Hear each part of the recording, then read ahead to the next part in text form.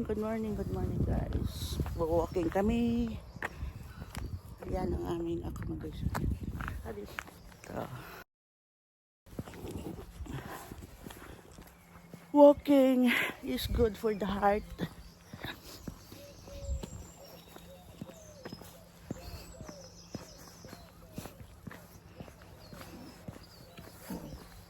Samahan niyo ako, mag-walking tayo dito sa loob ng Craig Tara Holiday Park.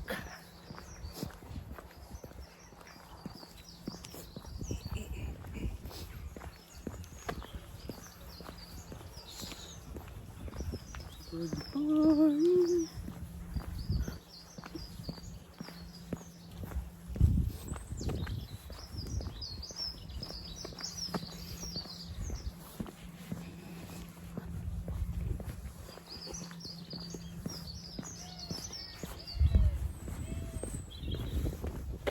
Which way?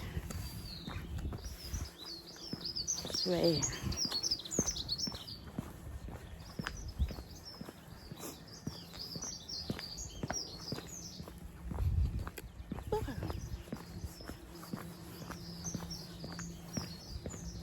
Yan o, seaside yun o. Yan ang seaside.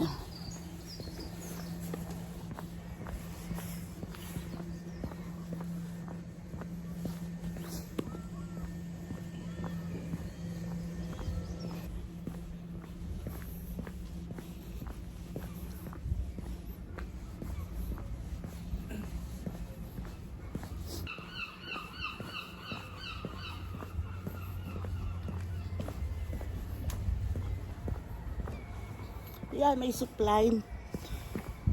May zipline yan. Maigsi lang naman pala.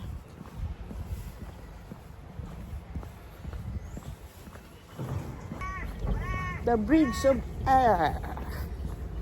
kids eat for £1. Oh, kids for eat for £1 daw. It's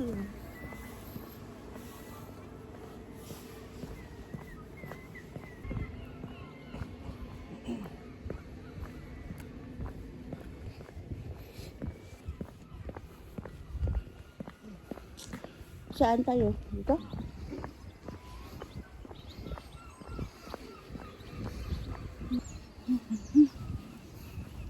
It's a air village.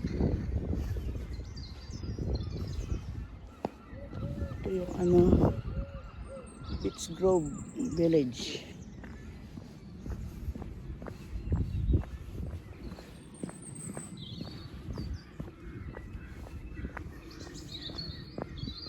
Golf doon. Dito tayo. Family fun time this way. This way. Okay, cut mo na. Cut mo na.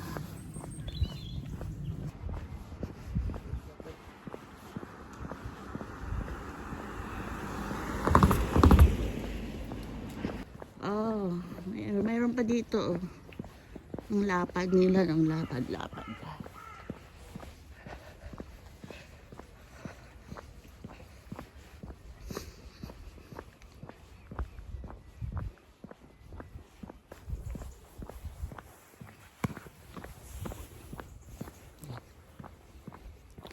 We're walking, we're going to the beach.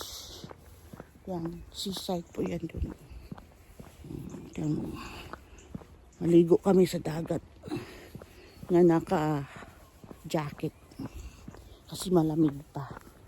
It's 8:30 in the morning.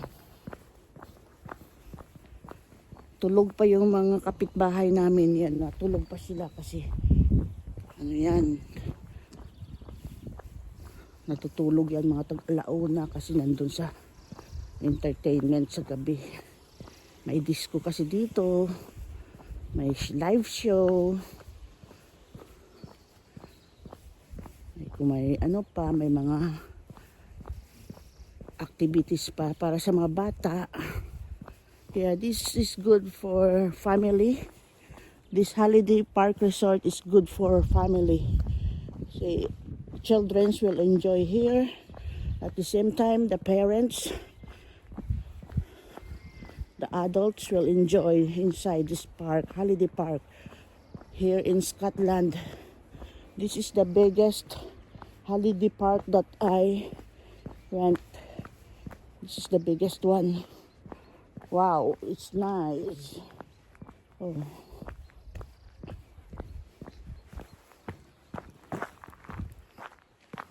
Mm-hmm.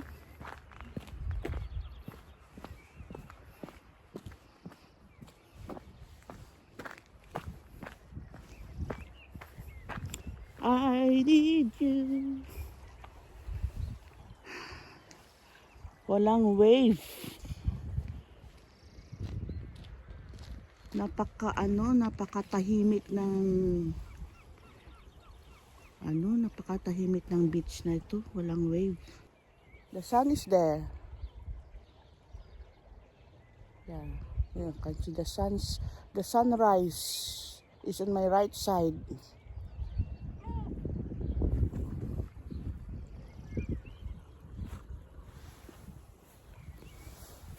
Yan, kita nyo, andito ako sa dagat ng Scotland. Kasi matahimik. Walang wave, walang alon. Kasi tahimik ang dagat, hindi mahangin, kaya walang alon. There's no wave because there's no strong wind. Kasi pag may strong wind, yun ang magko-cause ng wave, diba, ng alon. Ayan, tahimik siya. Yan, nagde-date kami ni Mr. dito.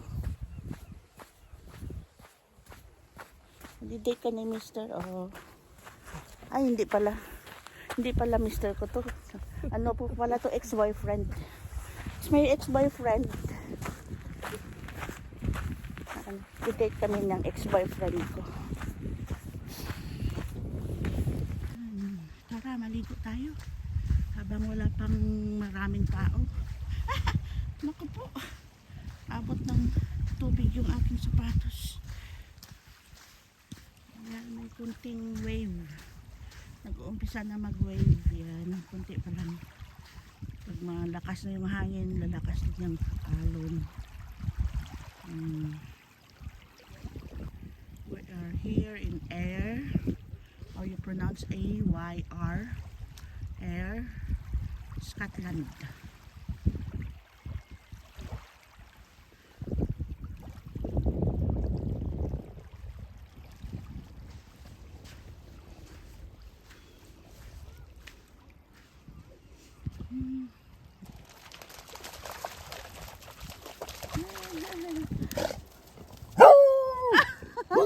He greeted me. Hello, good morning. Good morning, doggy. Binati ako ng yun ang kanyang greetings. Yung aso na kilala ko, no. Sabi ng aso, good morning, Jane G Vlogs. Oh, punta natin yung swan. Nakabatiin din ako ng swan. Ayun. Ayun ang swan, oh. Nag-iisa yung swan. Nag-iisa lang siya. Saan kaya yung kanyang pamilya? Hanapin ko yung pamilya ng swan. Why the swan is alone? Where are they? Ayan siya. Nag-enjoy siyang mag-floating. Oh, nag-enjoy si Mama Swan. Hindi naman siya naghanap ng makain. Basta nag-float lang siya. Okay. Iwanan na lang natin si Mama Swan. Nag-enjoy siya mag-floating eh. Diyan ka lang Mama Swan ha. Iwanan na kita ha. So, yung dalawang seagulls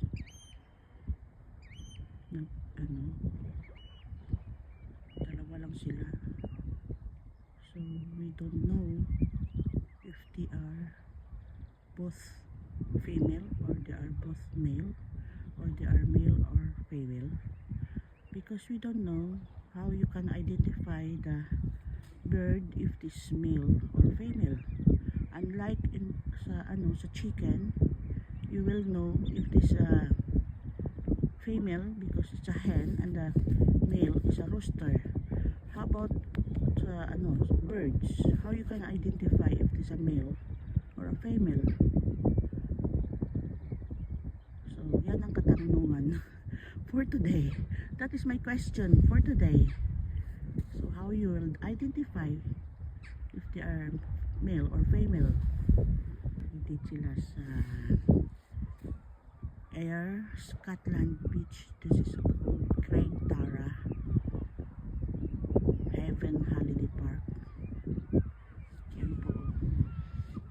Dito kami sa Holiday Park. Yan ang mga caravan. Tinatawag na caravan yan. May ano dyan, may plot, may ano dyan. Dito sa may seaside kasi ang ganda pa may. Balikan natin si seagulls. We ask them, hello, what's your name? Pangalanan na lang natin sila. Si Jane J at saka si June. Yan ang ex-boyfriend, ex-girlfriend, si Jane J at saka si June. Hello, saan si Jane dyan? At saka saan si June dyan? Ito, yan ang kasama ko, si my ex-boyfriend.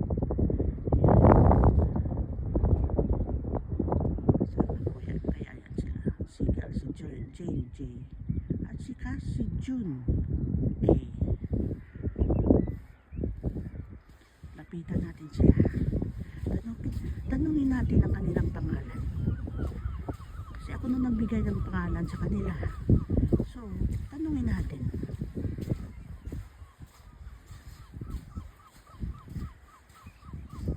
Huwag kayong lumipad ah. I will just ask your name. Hello, good morning. Uy, huwag kayong umalis. Good morning. Ayan, umalis na. Nadisturbuhan ko ang kanilang pagdi-date na dalawa. Pwede rin silang maging kapatid. Ba naman ang seagulls sa ni Jane J Vlogs. Yan, may mga seagulls din na lumilipad-lipad. Ang aming alarm clock. Ang alarm clock namin dito ay ang seagulls. Pag once na maingay na, ibig sabihin lumalabas na yung sunrise na, kasi lumalabas na sila, nag-iingay na. Mga alarm clock namin sa umaga. No need to set your alarms kasi gigisingin ka na nila. Ibig sabihin umaga na, magising na kayo. Naghanap na sila na makain. Ayun, lumipad na sila. Ayun, uuwi na sila sa kanilang bahay. Iwan ko saan kayong bahay nila. Pati bahay man naman problemahin ni Jane J Vlogs.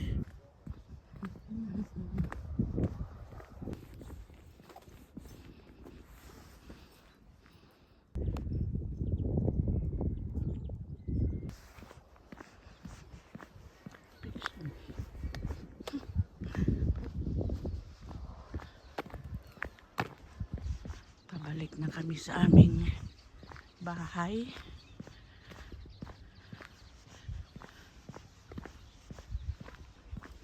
Holiday apartment or holiday caravan. But you can just, if you want to earn money also, you want to put us for rent, especially if this holiday season, because this place is not for free. Ilagay mo lang yung caravan mo dito, magbabayad ka din ng monthly. Malalaman mo pag private kasi pinapaganda talaga nila yung kanilang Ayan o, may mga extra silang mga upuan. Private yan, hindi nila pinaparintahan. Gusto ko yung may terrace. Kasi may terrace, kung doon mismo sa may seaside, maganda pag may terrace.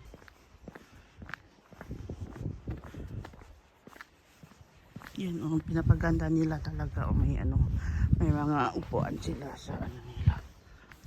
Expensive din to, diba? Maybe cost of 50,000 or more than that.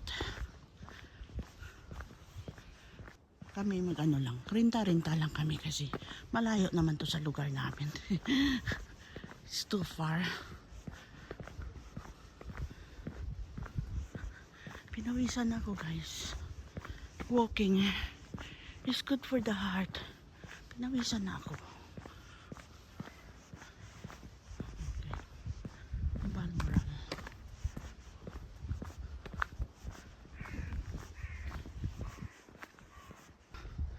Yan o. Caravan for sale. O, sino gustong bumili dyan?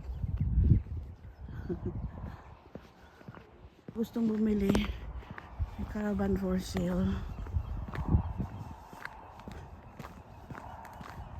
Iwan ako ng aking sweetheart. Ang aking sweetheart, iniiwan na ako. Iniiwan na ako. Kasi nakapabidyo-bidyo pa ako. Hello, doggy. Good morning, doggy. So cute, doggy. Doggy lang bang cute? Hindi yung may-ari. Cute naman yung may-ari. Kaso lang, ang doggy yung napansin ko. Seagulls, why you're so noisy, ah?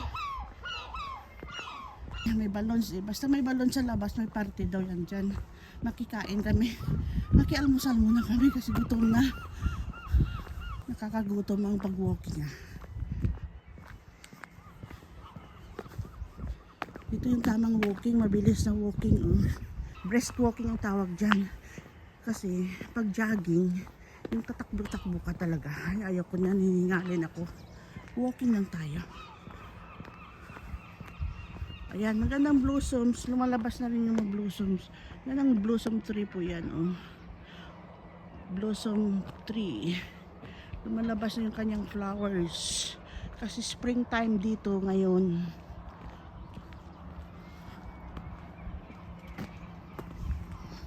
Ayan, malapit na kami kasi ito yung aming landmark. Yung facilities, malapit kasi kami sa mga activities ng aming bahay. Malapit kami sa kainan, sa entertainment, complex. Kung saan yung swimming pool? Sa kabila siguro yung swimming pool. Ito yung aming landmark. Pabalik, pauwi.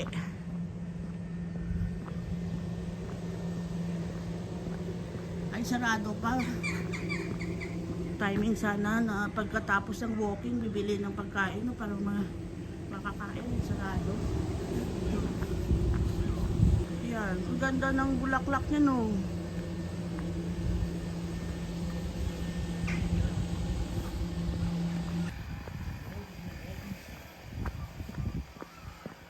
Tama na. Tama ang tama ito. Ito yung direction pauwi. Ay, may may bird's nest. Ayun sa taas. Nest ng mga ibon. Bahay ng ibon. Ng ibon.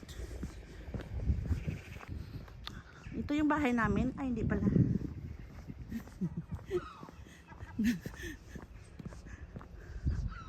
Ayan, inaayos. Sino gustong bumili, inaayos sila. Finally, we are here. Kita ko ni si Muka. Muka, andito na kami.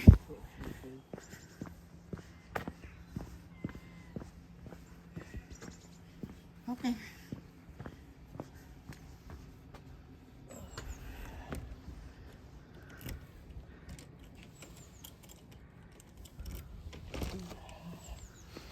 Amar? And may dalawa namang lovebirds nagdi-date sa taas ng bubong. Hello, seagulls. Ayan, lumipad ang isa. Sumama din ang isa.